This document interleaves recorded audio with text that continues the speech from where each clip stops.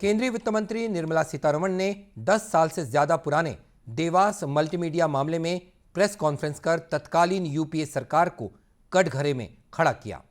उन्होंने कहा कि इस मामले में सुप्रीम कोर्ट का आदेश आया है, जिसमें उन्होंने एनसीएलटी के आदेश को सही ठहराया है।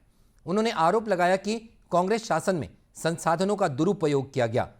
वित्त मंत्री ने कहा कि जब 2005 में यह सौदा हुआ था, तब यूपीए की सरकार थी। सीतारमण ने कहा कि तत्कालीन टेलीकॉम मंत्री कपिल सिब्बल ने इस पर प्रेस कॉन्फ्रेंस की थी, लेकिन उन्होंने इस मामले पर कैबिनेट नोट का जिक्र नहीं किया। वित्त मंत्री ने कहा कि मोदी सरकार ने अदालत में इस फ्रॉड के खिलाफ लड़ाई लड़ी है। उन्होंने कहा कि यह डील देश और देश के लोगों के साथ धोखा थी।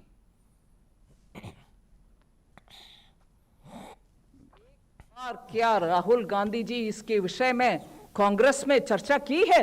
इतनी बड़ा घोटाला, देश का इतना बड़ा नुकसान कांग्रेस पार्टी के सरकार के समय हुआ, प्रश्न पूछा या उस ऑर्डर को कैंसिल करके फाड़ करके फेंका? कुछ किया?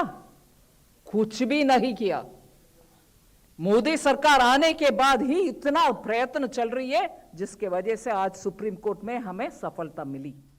मगर ये है level of corruption of UPA, और सरकार 10 साल से इसके इतना मेहनत करके कोर्ट में जीत कर आने के लिए इतना कदम उठा रही है। That's the level of fraud that Congress party perpetrates and accommodates.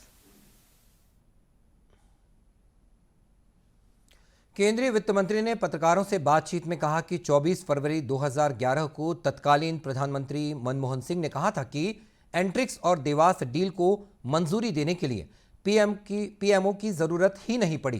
केवल 2 सैटेलाइट को लॉन्च करने की बात कैबिनेट के संज्ञान में लाई गई थी।